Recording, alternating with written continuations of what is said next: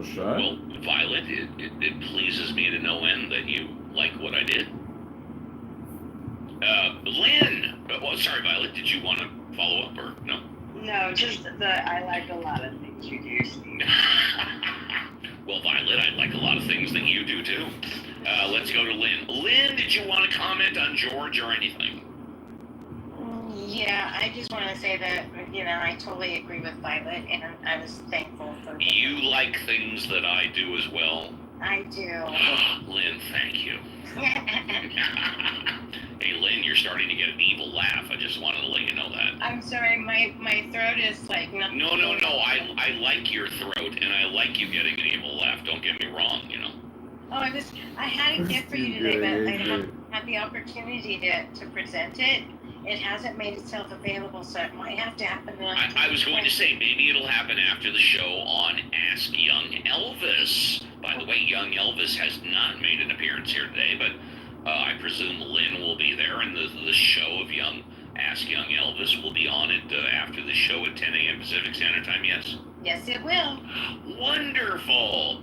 Let's go to Richard. Richard, did you want to comment on anything that George said or no? I would like to comment on it. And just refer to him as a prior speaker. I can refer to him as Judge. Yes, you refer to him as prior speaker. I would like to know, honestly, if you in any of your experiential understanding of the development of the idea of intelligence, if you at any level agree with George about the number one. I don't want to go with number two. Are you asking me? Are you asking me? Yeah, I'm asking you if you agree. The answer is no. I do not believe as a group that intelligence is hereditary. I do believe that intelligence can be and is passed on genetically for a very rare individuals, but as we can tell time and time again, I don't know if Albert Einstein had kids. I don't know if the most intelligent people on the planet have kids. I would suspect, if you take the most intelligent people on the planet, that maybe their offspring had a small boost in their intelligent level, but as a group, no, absolutely not. Not as a group, no. I would like to bring one example which has nothing to do, but it's related. There was a nephew of Adolf Hitler who emigrated as a child, teenager, I believe, to the United States, volunteered for the United States Army, and served with tremendous valor in fighting the Nazis. Interesting point. I'll leave it at that.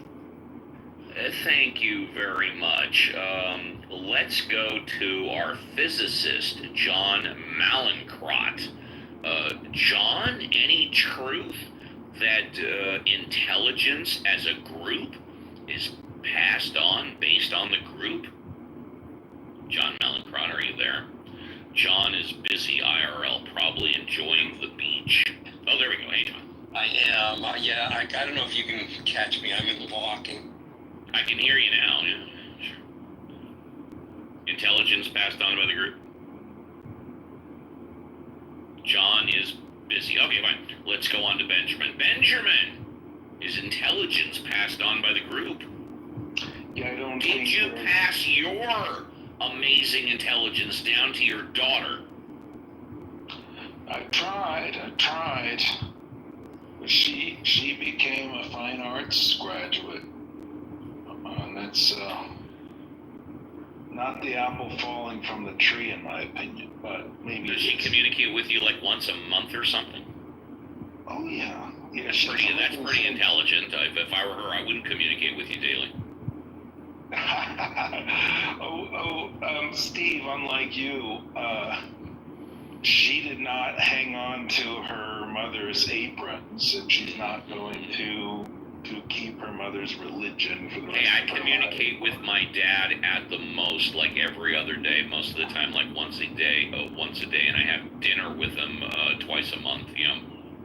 Yeah, you're still joined at the hip. You got that religious connection going on. My family. If you consider what I just said, joined at the hip, then yes, you're right. Well, you still got your bassinet religion at an old age. My dad doesn't pay my bills. My dad doesn't support me. My dad doesn't approve of everything that I do. But we still love each other to death. Being a bastard, my dad never paid my bills, never supported me, not even once. I had to carry my own water. Really? From a very young Didn't you grow up in his house before you were imprisoned in the cult for 20 some odd years? No. No. You were homeless. You were a child on the street selling shoes. Well, not exactly, but we were poor. Okay. If dirt could be poor, we were poor. No, I just think that George really exemplified the qualities, the fine, upstanding qualities of the American educational system, and for those that are on stage that have paid to have their intelligence upgraded in a educating institution.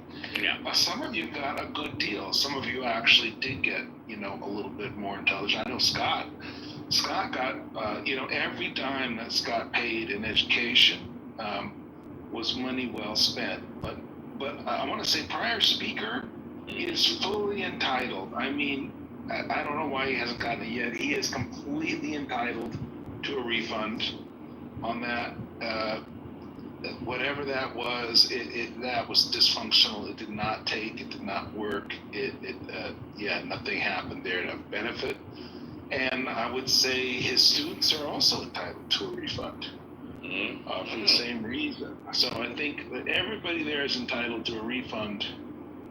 And I love a former speaker said in the chat that as long as there is a group to go to and socialize with, it's the same, doesn't matter what the group is. And I just think that person doesn't believe it, even though he's right below me. Doesn't believe it because it does matter what groups we associate with. The KKK is a group, people went to it and associated with it, and I just don't think any reasonable person would think that it doesn't matter what kind, the quality of the group that you associate with. Right, exactly. Right, so again, these educated people on stage are really stupid sometimes. I couldn't agree with that statement more. Educated people on stage sometimes are really stupid, and I couldn't agree with that. Okay. Oh, my friend! I feel responsible for failing, my job as an educator. My friend! All right. Apparently I haven't been able to What's fix up? everybody. Let's say hello. Let's say hello to the founder. Let's say hello to the... Yeah, nice. You have a good night? Yeah, it was good enough. It was good. Good night. Went to the gym this morning. Did the gym. Oh, wow. Gym. That's good. Daddy, go to the gym. And how are you? Doing well. I'm headed to the beach soon. Nice. Beach and gym. And I met a beautiful Jewish girl last night who has been divorced for, I don't know if she said a couple months. Wow, amazing. That sounds like very lucky for you. But she has a kid, unfortunately. That's a bummer. But I mean, that could be, I don't know, that could be good. That could be good. Yeah, I'm not saying it's bad. I'm just saying, like, the problem is if you start dating a chick that has a kid and, like, the ex-husband is in the picture, it's like, I just want to date you. I don't want to have anything to do with another guy that you're still attached to because you have a kid with him. It's like, that's annoying, yeah. There's this X factor there, and it's called your ex. And it's like... I will tell you this, though, I don't think she's here, so she can't hear me. Just make sure that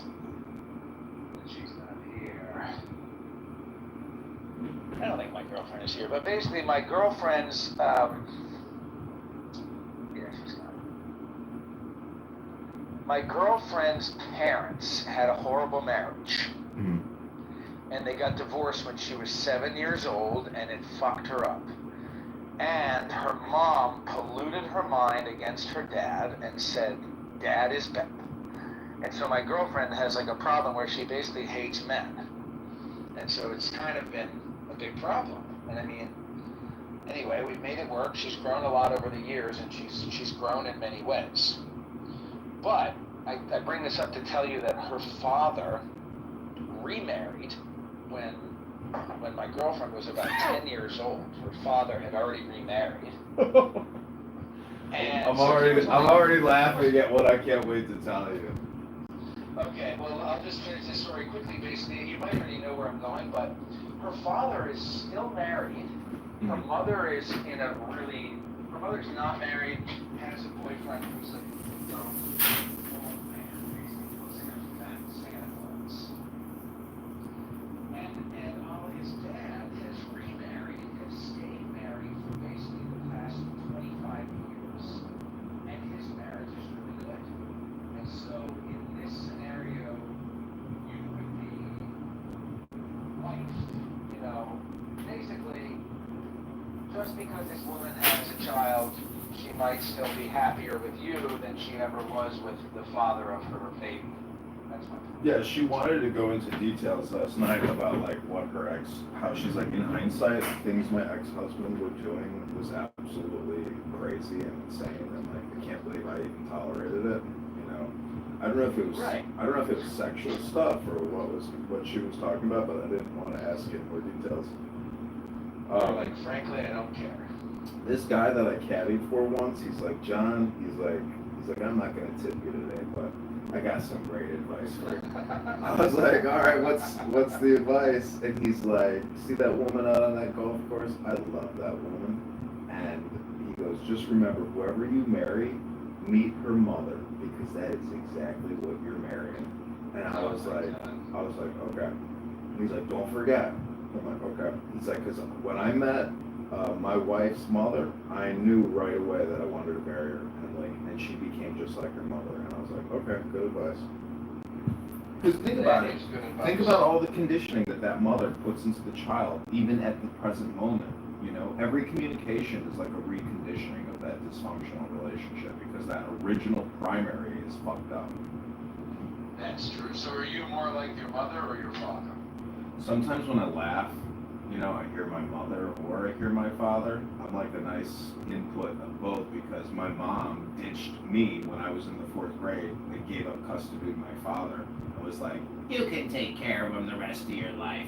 I'm leaving the state. Bye! That's amazing. So my dad was, the coolest guy in the world. So it was a good life. Thank God my mom decided to give up custody. That's why I say it's like there's not a speck of dust out of place in the whole universe. So, I don't know. Everything seems to be like synchronistic, and whatever's meant to be is like what was meant to be. And like if you resist it, then that's the friction, and thus your lack of wisdom. Whatever will be, will be. Exactly. I am planning on going, at the very least, I'm going to go to Israel again in the winter. Dude, you should come to Chicago, swipe right here for a week. I'll put you up in an Airbnb. You could find your that'd be fun. You could find your shidduch in Chicago if you don't think that that's the one. But I mean, the hard thing is like. Can I tell you Yeah, sorry, I don't mean to cut you off. I'm just saying, like, if you're investing, I mean, that's the thing about relationships. It's like until you're married, you're not married, and so like all is fair in love and war. I hate to break it to you, like, but it's a hard fact for me to face too. It's like every chick that I fall in love with, it's like, oh, love? Okay, well let's talk about war, because everybody is. I'm going to kill your baby. Yeah, everybody is. I'm going to kill him. Everybody is just. Nobody can I don't know. I'm just saying most people are very selfish, narcissistic, egocentric, and that's their life, and like they're not going to change just because you say, hey, read this book. That's life, you know. People It's are true. not It's- operating off of a book. Well, you know what's funny? My girlfriend, who I am currently with, and I've been with her for 6 years, and it's damn near long enough to get married, but we're still not married.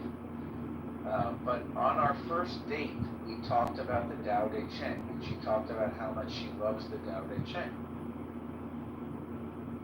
Well, But, I mean, and I don't think that she really she doesn't really love it like I do. I mean, the thing is, it's about integrating that information, but also refreshing it. Because every time I read and pick it up again, or I pick up Tanya, or I pick up any book, I'm just like, man, I'm so stupid because I didn't know that. It's like a new experience every time you read a book. So I told you about that book. I really think you would like this. I know for a fact, actually, I remember telling you about it, but you should check it out. The Book of Five Rings.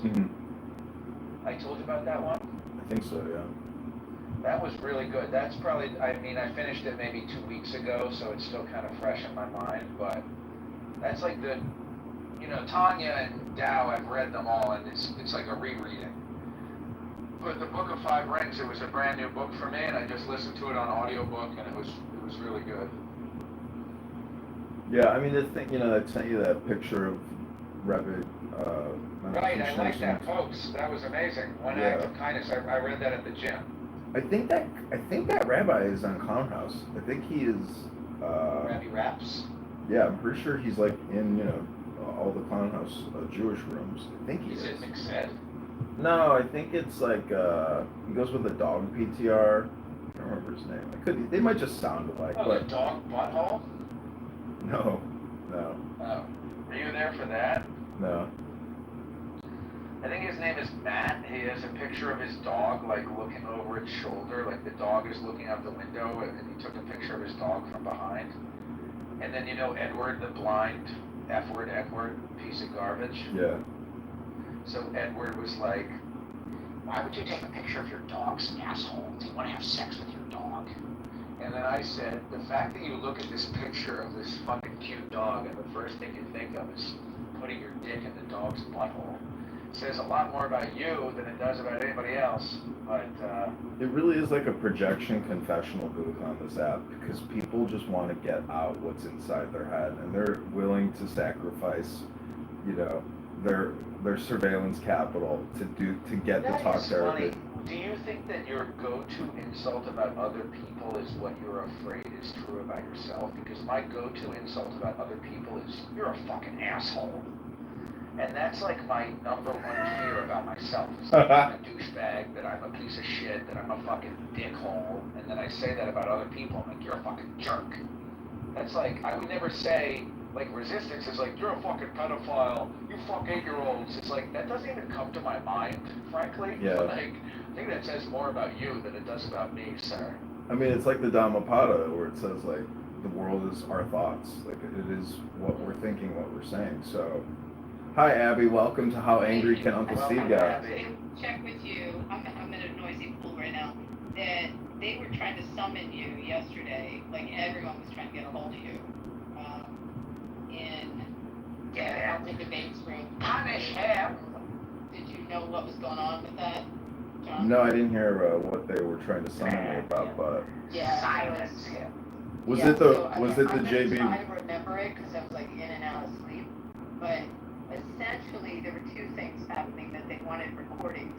This guy CEO was going after Adams Yeah. and saying some really bad stuff. Yeah, I've got that recording. Yeah, I heard that one. Yeah. Everyone was saying. So then, so he basically backpedaled and said, I never said that stuff. And everyone in the room said, all right, where's Edmund? Where's Edmund? It was really funny. And like, I at least, I'm in a chat where at least 8 people were like, can someone get a hold of him? Your stock is rising. Your stock's rising. So that was You need to number put your one. cash app in every one of your profiles. It says YouTube, Okay. you need to put your cash app. Me, no. But let me just tell you, that's No, but John, yes. John does. So John, that was the first thing. And then the second thing was, I don't know who Unlimited is in here. So I'm going to just hold off on what the second thing was. But it had to do with one of the mods in that room. and also some of the stuff that's coming out of his mouth. But we can talk about that another time. Yeah, I mean, that's the thing. It's like it's all on recording, so it's like if they get my YouTube but nobody goes back. Like I have so many recordings, it's insane. So there's too much information to even deal with. This would have been last night in the Healthy Debates. Yeah, I got all that. Exchange I with got all that. Adams. Yeah, I know Adams. You know what?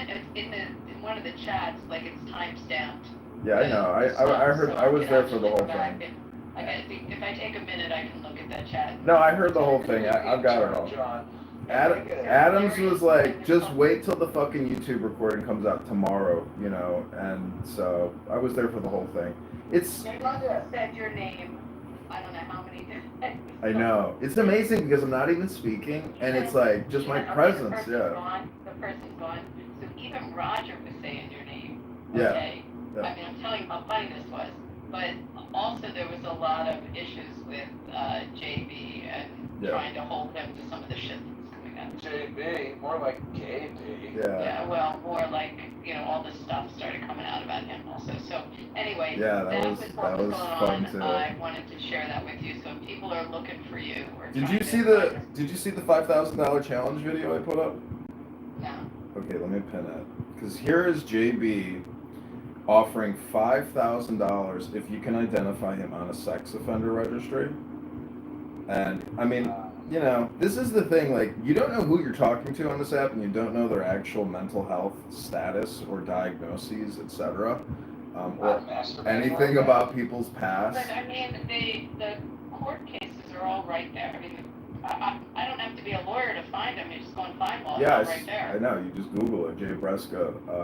I mean, it says he's good. Anyways, we don't need to go into it. But if you click the link above, that's my YouTube channel. And what's amazing is Ben Mendelsohn's room and also Patty's room, like just my anonymous account, and they're all flooding to my YouTube. And like the outbreak of paranoia when they see that a congressman elect is like live streaming their rooms, and it's just so I honestly think that this strategy can probably help me fundraise, and so I have to get more organized here on the back end to keep doing what I'm doing. I have to plead the fifth on stuff because it's my work on the R side, so I gotta hold back on what I talk about with that, and I will get you the timestamp of everything, and I'll look at that YouTube. Yeah, so like after you end a live stream on YouTube, it automatically goes private. But I filmed so much that I let it build up for like a week or two, and then I log into the actual account on a desktop, and then I sort by privates, and then I mass make them all public. So, because it's just too time consuming to do it individually across all the phones. All right. Well, Adams is the one you really want to connect with. He's the one that got horribly disparaged and threatened. Yeah, I mean, I heard it all. That would be the person, that him or KK or one of them. It's great. It's great. That's what you want to do with your time, John. What you actually want to do is you want to connect with Adams. Talk to Adams all day long. Great way to spend time. It's great entertainment. Listen, I think you have to give it to JB. Like, he actually, his stirring the pot really is energetic, like metaphysic creation. I mean, he brings out, it's hilarious, but I think it's toxic, and it's just not going to stop. And it's just one of those toxic, circles that just keeps going. But it is what it is. It's entertainment, in my opinion. Toxic, you fucking piece of garbage. Sit in the audience. Yeah. Sit in the audience, you fucking piece of garbage. Everybody thinks they're going to be like Joe Rogan or Oprah, or, everybody wants to be this Uncle Steve, basically, which is the radio host. People, it's like a motif, or it's like the Johnny Carson show, so people enjoy this shit, but it's just it's a public speaking competition. I don't look at it that way, and because I'm more of like wanting to shut down stuff that in the real world hurts people. And certain things are said, and certain tropes are said over and over. You have people that like hang up their phone and go out into the world and try to hurt. And I know, respect. Can I ask you, Abby? Can I ask you how old you are? No. Well, I mean you can, but I'm a lot older. You're not gonna. Yeah, so that's my assumption. You don't even have to tell me how old you are, but you're Gen X or potentially older? Potentially older. Okay, so no offense. I mean it in the most respectful way possible, but I think that I'm only a couple of years younger than John. Basically, I think that I put you in the same category as like Norm or even Alan, although Alan is a much older. But I mean, you guys are like reasonable people. I think of you as a very reasonable person. When Abby comes off the mic, she's going to have something that she just read, or it's something related to your job, or you're not going to insult people. I've never heard you like trolling, you know, but there's this part of it, I don't know what my conclusion is, basically, that I don't associate you with trolling. That's all I'm You're saying. not frivolous with your communication. My work now is specifically in this field, and actually based out of the city where John is our central command center. But a lot of it is significantly tracking hate, and where it's starting to percolate. And you know what we don't know is that as much as these recording rooms, you've got law enforcement heavily monitoring now social media. I mean, in a different way than it used to. So they're not just looking at Facebook or Twitter. I mean, this app's on the radar. And when you're in these rooms and you have people, it's more than just saying, you know, and obviously I'm tracking what you said about Jews. It's more than just saying we're cockroaches or we hurt them. It's really going off with threats, and we've had some bad threats in here. So it's paying attention to it. And you know, there's some bad actors that show up on here. And then the fear is that they go out in their community and they, you know, vandalize or bust up something or put a swastika on a building, you know, or if they don't do it, they're hanging out with people that are doing it, and it's just ways of tracking. And again, for me, it's shutting it down. When I hear it, when I hear people go up, like in one of his rooms the other night, there was some guy named Bun Bully, is this guy's name. I mean, it was just a whole monologue of how we are destroying his life and any person in his, you know, his ambit existence by just existing as Jews. I mean, it was just bad stuff that he was saying. I don't want to repeat all of it. So for me, a lot of it's shutting that down. So, and that one, I just tried to change the topic and thank our soldiers for doing a great job in Iran and tried to move the conversation somewhere else, which I got in trouble for doing that. So, but anyway, I come at it from a very different place. I don't know, you know, filming these rooms and essentially like doxing myself with my name, my location, all this stuff. It's like, it's such a trip knowing that they get paranoid and it disrupts their communication and their little like hot box. It's just, to me, it's a trip to like be in a room with an anonymous account and hearing them talk about me for an hour, or just like how it totally diverts whatever, because it's all a huge waste of time. So I don't know, it's fun doing what I'm doing, and without this anonymous feature, I mean, it wouldn't be possible. And it doesn't seem like YouTube is taking down my accounts like they have done in the past because of these recordings. And it could be because I'm actually, you know, registered with the FEC running for Congress. So maybe having that status prevents them from wanting to take down my accounts. Or like, I'm still getting privacy requests, like Patty's Politically Incorrect Room. And L. Stern is also reporting me regularly. But what do you do when you hear something really bad? Like, does your antenna go up? How do you react to that when you hear? I report the clubhouse. Yeah, I generally screenshot and then I report. But you know, I have heard so many strange racist remarks and conspiracy theories, and some of them, it's just all over it's just too much to deal with, and so I just let it go. And I know that basically by recording, it's like the easiest way to do this and not let it like sit in my consciousness, you know, in my memory, so I can just go on with my life and be productive.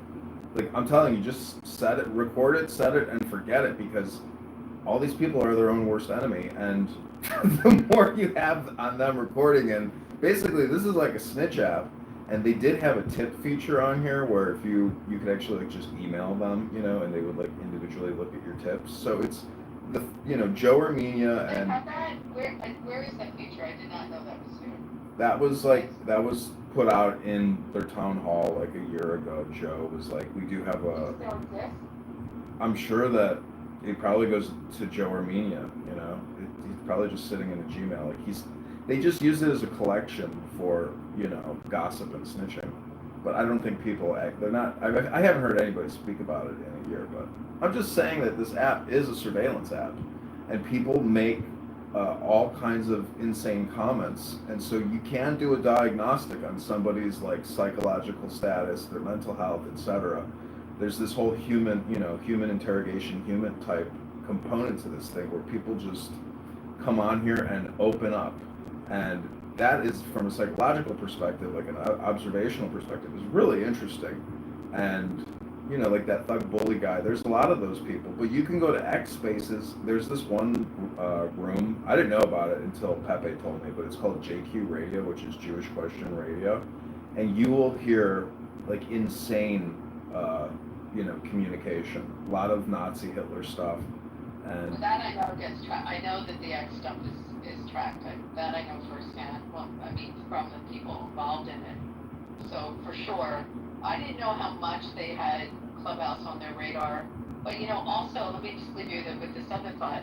We have a lot of internationals that come on, and now obviously they're looking for the cells more tied with Iran these days. But we have a lot of international that come on, and they can track these accounts. They is it the VPNs or IPNs?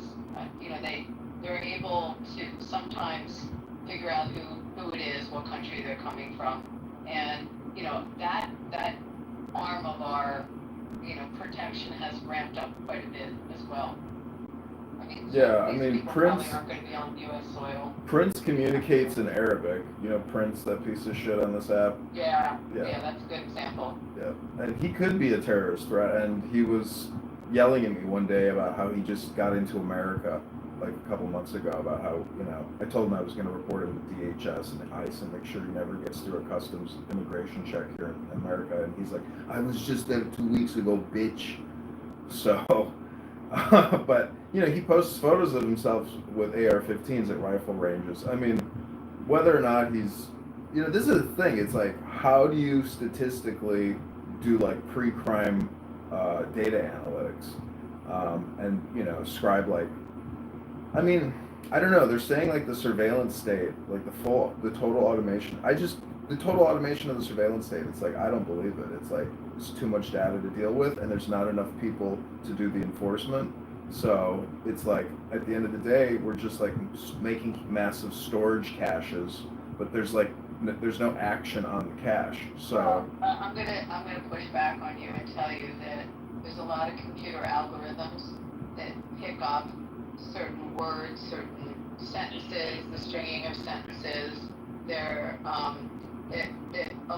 are computer programs, a lot of them, that can do some of this work that you're talking about, and they use them because groups like ADL use them to track as they're looking in places like Twitter or Facebook, and they'll have just certain words or phrases that are the targeted phrases, and that's not government, that's NGO, but I know that there are programs that do that. Did you see the Glastonbury festival where they were chanting death, death, death, yeah? Unbelievable.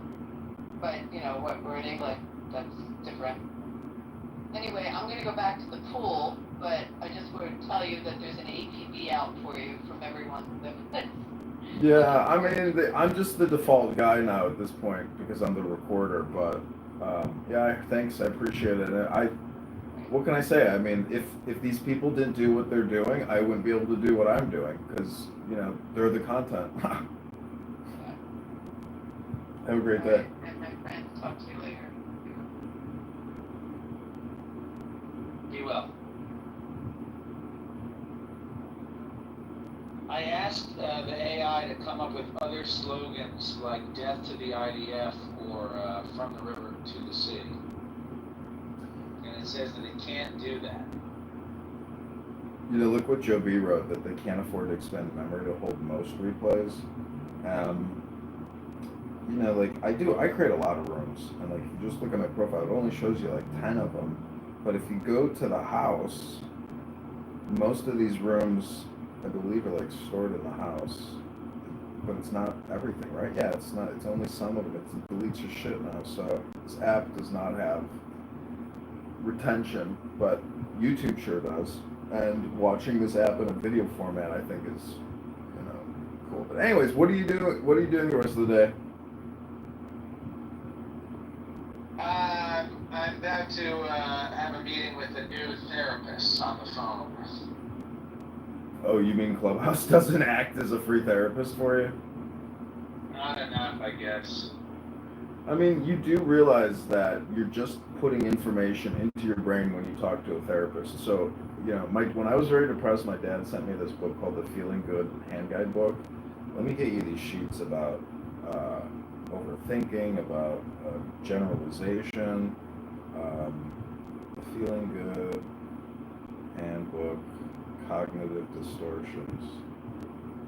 If you just read this list out loud, like actually record yourself reading it, it's very helpful, and it'll make you realize that you're your own worst enemy. It's very smart. This is basically, it is cognitive behavioral therapy, but, you know, all or nothing thinking, overgeneralization, jumping to conclusions, magnification, minimization, emotional reasoning, should statements, labeling, personalization, and blame. Read this, because, like, if your therapist doesn't even fucking show you this, well, I'm a better therapist then, because this shit is smart. And unless you increase your intelligence, like, what is therapy? What is therapy? It's like, are you gonna make me smarter so I'm not so fucked up or stupid? Like, read this list, click that link, read it out loud, and then you will remember it, program yourself with it, and say, I'm overgeneralizing, I'm mind reading. Like, you'll be able to identify your cognitive distortions. I still use hypnosis, though, because, in a way, the theory that all communication is hypnosis, if it's true, it's terrifying. Because look at Mamdani, look at AOC. They're actually just hypnotists, and they're propagandizing and programming us with their bullshit. So, in a way, all communication is hypnosis, and it's a very controversial and obnoxious thing to say, because nobody could accept it. But what if it was true? So, it's a theory, but it's something you should be considerate of. Anyways, click that link above, and then talk to your therapist, and then read the list above again, and be like, you know what? That Congressman Kitover's right. Yeah, no, I appreciate this. This is a great list. Yeah, screenshot it. I just saw this thing. I was just going to tell you briefly. I saw this thing that was measurement. What was it? It was like a graph showing how much each of the Supreme Court justices spoke, how many words that they each used for their opinions in the most recent decision. And a lot of them used around 4,000 words. Brett Kavanaugh used 2,000. Clarence Thomas only used 96 words for his opinion. And Ketanji Brown Jackson used 11,000 words. Wow. So as far as like all communication is hypnosis, like if you just spam your hypnosis with 11,000 words, like 11,000 beats 4,000. It just does. It just wins. So spam, spam, spam. Spam your political hypnosis, because it creates comedy, and it's all a form of projection anyway. So spam, spam, spam.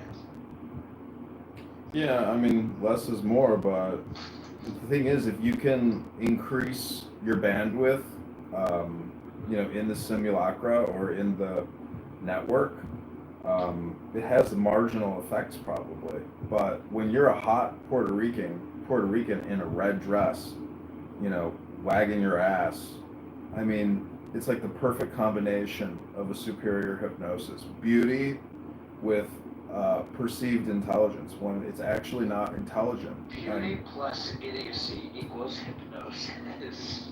Yeah, sex sells. AOC is the perfect example of You- propaganda have and you seen sex. Idiocracy? Yeah. Okay, yeah. Have you seen these shows? You know, there are TV shows that I watch with my girlfriend sometimes. One of them is called Wipeout. Have you ever heard of this show? No. Wipeout. Okay, so it's like an obstacle course show where they have to run the obstacle. I think it was a Japanese show first that might have been called Banzai. And this show is literally Ow My Balls, if you remember from Idiocracy when they watch Ow My Balls. I don't know if you remember that. But anyway, that's what people are watching. They're watching Ow My Balls. Ow My Balls. Yeah, I mean, I gotta tell you, like, when people are like screaming out my name, like, he's fucking recording the room right now. You're all on live. Don't say nothing. Don't talk no more. And then somebody will start playing, what's Beyonce's husband's name? Jay-Z. And it's funny because my initials are Jay-Z. So I'm just like, they're playing my song. Yeah. And then I gotta change the channel because it'll kill my copyright. Oh, they fuck you up by playing. They just know that. They're like, oh, let's fuck them up with the copyright. Yeah. One of the, I mean, you haven't done this in a while, but there are some of your catchphrases have stuck with me. And one of them is, punish him.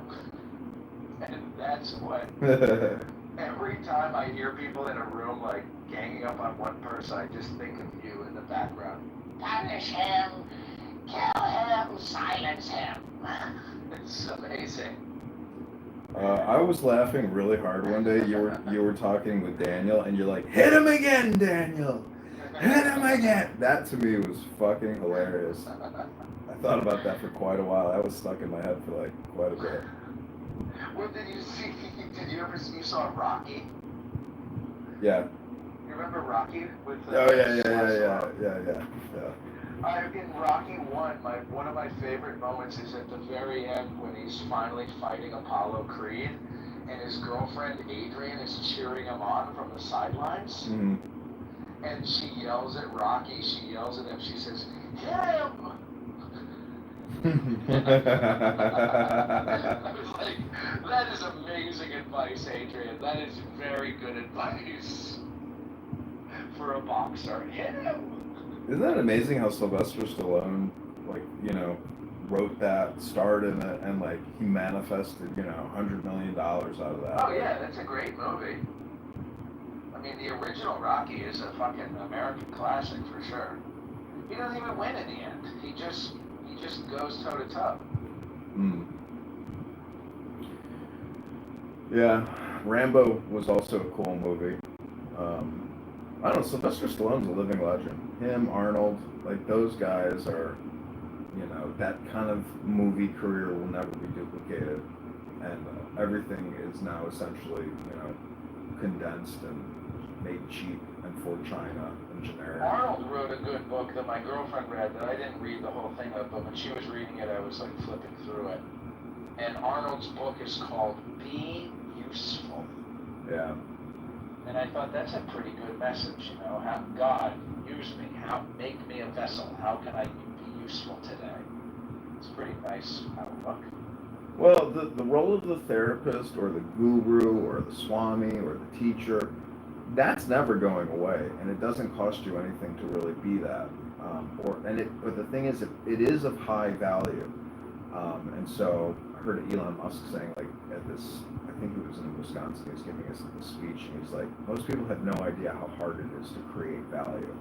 And I'm like, man, it really is very difficult to create value. But when you look at like a lot of these gurus, many of them do create great value for their listeners or their, from a teacher-student perspective, because most people don't have access to very high-value information. And like that link above would be an example of very high-value information that your therapist may not even Right. know of, or she'll That- say, that "Oh, I makes know me all think this." of another movie. Have you ever seen this movie Kumare? No. Oh man, you would like that movie. Kumare. I don't know if you like watch. Do you like watch movies? You don't really seem like a big movie guy. Are you kidding me? Do you have any idea what I do with my life? I record. I thought make. you like read books. I read books, And but fuck I hot chicks. record Clown House. Right. Fucking 70 hours a week. I mean, it's So you gotta watch insane. movies while you're doing it. All right. Well, this movie Kumare is really right up your alley. Have you ever heard of it? He's like a fake guru. No, I've never heard of it. Bro, it's amazing. So it's this Indian American guy. He like has an American accent, but he's Indian. Uh-huh. And he says that he wanted to expose like fake gurus. Mm-hmm. And so he said, all that I had to do was talk like my grandmother. And then he puts on these robes and he like pretends to be a guru named Kumare. Mm-hmm. And then he like has a following in Phoenix, Arizona, and people just start flocking to him because he looks like a guru. And then he's sitting with them and he's like, if I'm Kumari and you're like somebody who needs a guru, I say to you, okay, John, what do you think Kumari want you to do today? And you're like, I don't know, Kumari. I guess you would want me to go to the gym and not be a fatty and I guess record people on Clown. He's like, yes, record on Clown House. That's what Kumar. He just says to like the fat person, what do you think Kumari want you to do? And the fat person is like, I guess lose weight. And he's like, yes, exactly. That's what Kumari wants for you. Like, anyway, I'm not doing it justice. I have to go. I'll talk to you soon. But that's a great movie. Okay, take care. Have a good day.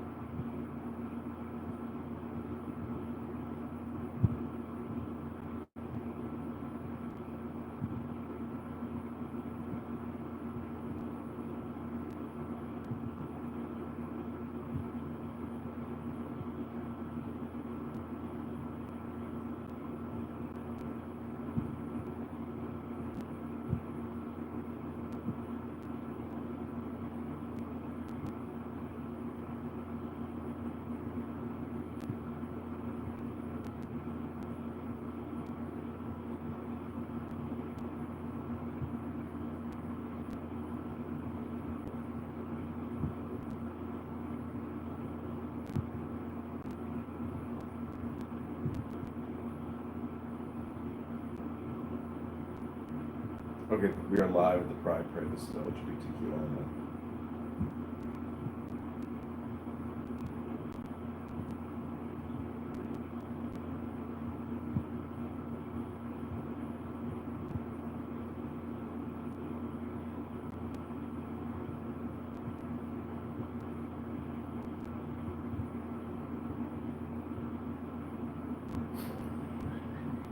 We are live at the Pride Parade. We're going up.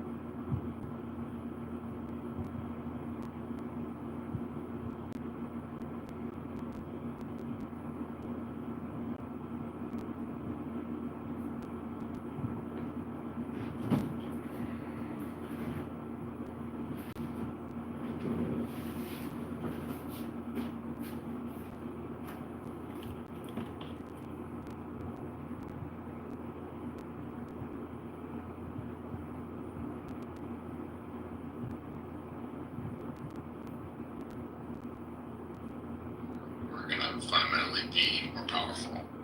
And so, like, it's just a matter of time, in my opinion, until the people who are in power in the Democratic Party basically have to cede more and more power to people who have been outside of the party, because they're clearly not figuring it out on their own. And so, like, what way are they going to get back into power? Like, they're just going to hope that Trump is so bad that they're going to have a chance at winning again. Like, I just don't think that's a sustainable strategy over time. Yeah, or just like almost like they're praying he just, get dementia and just fade away or something. So not like that's gonna do. Yeah, I guess. I mean, or what happened with Biden last time, that we're going to get lucky and the elections are still going to be free and fair, and there isn't going to be a bunch of nonsense that happens around those, and somehow the Democrats are going to have the opportunity they need to be able to